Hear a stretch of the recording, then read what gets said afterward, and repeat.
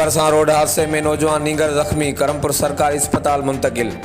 मिले ॼाण मूजिब करमपुर बरसा करमपुर थाने जी हद इंडस हाईवे ॾाहो पुलिस चौकी वेझो रोड हादसे में 54 वरहनि जो नीगर मोहम्मद अली समेत जो ज़ख्मी थी पियो। वारसनि मूजिब 3 नामालूम मोटरसाइकिल सवार माण्हुनि असांजे नीगर जे स्कूटर खे लताणी किराए मोटरसाइकिल फुर करण जी कोशिशि कई, जंहिं सबबु नीगर ज़ख्मी थी पियो। होॾां नीगर खे करमपुर सरकारी अस्पताल मां इलाज बाद घर मुंतकिल किया वियो। हर वक़्तु आगाह लाइ ॾिसंदा रहो GTN वेब न्यूज़ करमपुर।